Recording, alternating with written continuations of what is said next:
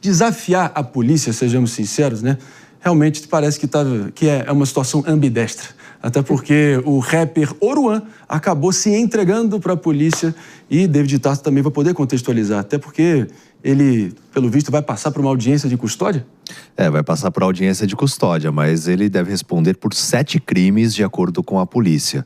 Tráfico de drogas, associação ao tráfico, resistência, desacato, dano, ameaça e também lesão corporal. Todos esses crimes, então, foram imputados a ele. A gente trouxe a informação ontem aqui no Morning Show, né? Depois de todo aquele entreveiro que ele teve com a Polícia Civil do Rio de Janeiro, até o Felipe Cury, que é responsável pela polícia lá do estado, ele foi bem enfático dizendo que Oruan não é um artista, e sim um criminoso que abriga, inclusive, pessoas ligadas ao Comando Vermelho.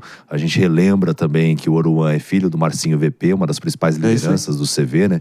Então, toda essa situação envolvendo o artista, as pessoas às vezes até criticam, né? Falam assim, vocês tratam ele como cantor, como artista, mas ele é denominado assim, né? Realmente ele faz as músicas dele, se alguém aprecia arte ou não, ele tem fãs por todo o território nacional, mas fato é que ele tá sofrendo aí com todas essas medidas depois que ele também provocou, porque a gente relembra, jogou pedra no carro da polícia, ameaçou o delegado, fez cavalo de pau na frente de uma operação policial ali que estava na frente de um acidente também ali, só para promover a música dele.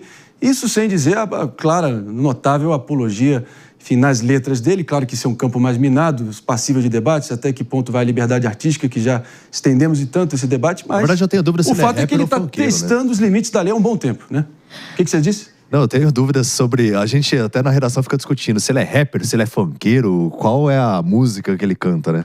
Ele é um desastre. Na verdade é essa, é um desastre musical. Isso não é considerado música. O que ele faz é apologia ao crime. Não, aí o Zagarino conseguiu polemizar o que tava todo mundo em consenso. Peraí, Zagarino, pera lá um pouquinho, bola no chão aqui, que eu tenho a pessoa ideal para poder agregar essa discussão nesse exato momento, aqui se juntando esse papo, ninguém melhor do que o meu amigo e cineasta sincerão, Josias Teófilo, grande Josias Teófilo, se juntando ao palco do Morning Show.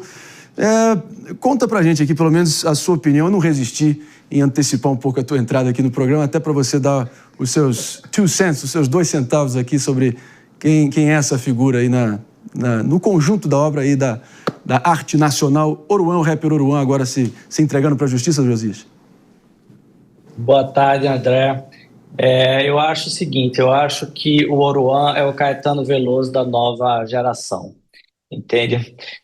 Pelo seguinte motivo, não porque Caetano tinha nenhum envolvimento com crime, mas simplesmente porque Oruan representa muito bem a nossa época. Ele representa uma tendência que Ronald Robson, o escritor Ronald Robson, dizia que desde a semana de 22, a cultura brasileira busca sempre o que é marginal, o que é periférico, para colocar no centro. Então, mas veja bem, quando eu falo periférico, não é necessariamente relacionado ao que é a periferia das nossas cidades, não. Estou falando o que é extrapoético, o que é estranho. Então, Oruan, eu acho que ele representa muito bem a nossa época.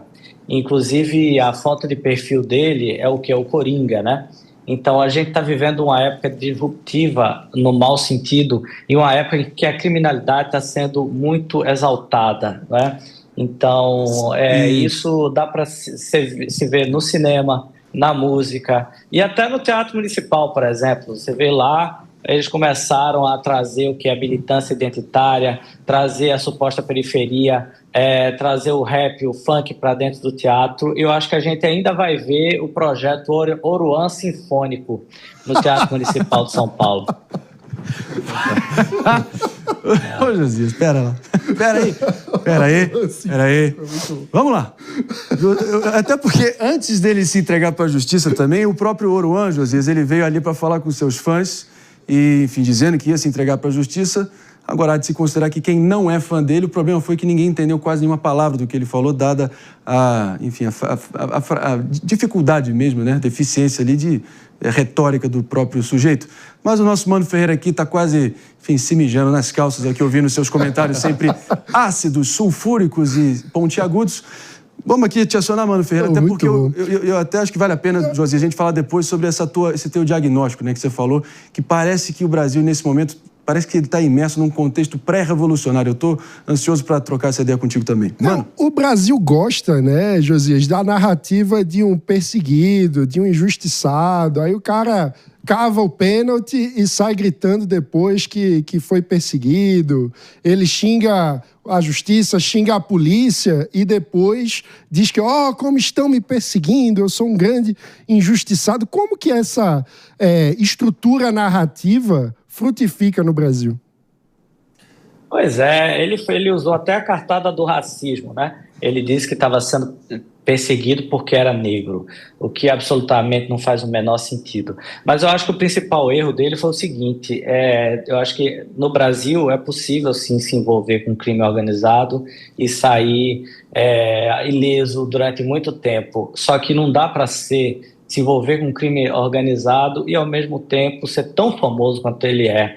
Então ele tem milhões de seguidores nas redes sociais, é extremamente famoso e falava abertamente sobre esta questão do crime. Quando ele estava fugindo, ele disse inclusive que era filho do Marcinho VP para amedrontar os policiais. Então, ele cometeu um erro muito grande. Então, essas coisas são incompatíveis. Não dá para ser famoso e se envolver com o que ele se envolveu.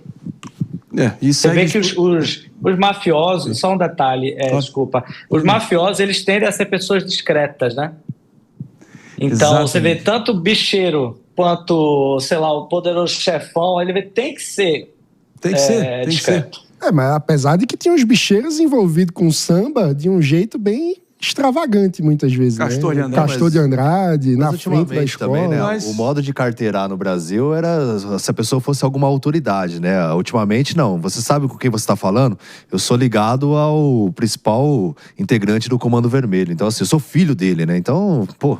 Mas em relação ao que o Josias falou, em relação ao que o Josias falou, eu acredito que é importante a gente destacar que o David falou, não sei se é rap ou se é funk. A gente tem rappers que fazem sucesso que não fazem apologia ao crime, pelo contrário, relatam histórias da situação da comunidade. Você pode pegar aí o exemplo do RZO, ou então do próprio Mano, Xará aqui, que fazem a música de acordo com a sua realidade, não fazendo apologia ao crime, é completamente diferente. Esse jovem, esse infrator, ele não é um artista, ele foi criado no antro, no centro do Comando Vermelho. Isso. Não dá pra dizer que ele não estava relacionado. Então, assim, a gente tem que parabenizar a atuação brilhante e corajosa da Polícia Civil do Estado do Rio de Janeiro e do delegado que foi até a casa dele pra buscar um outro indivíduo, que sabe o que aconteceu com esse outro indivíduo? Fugiu, porque eles começaram a arremessar pedra, etc. A gente tem que tratar de forma séria esse caso. Oruan não é herói, não é exemplo, não é vítima, não é um oprimido pelo sistema, é só mais um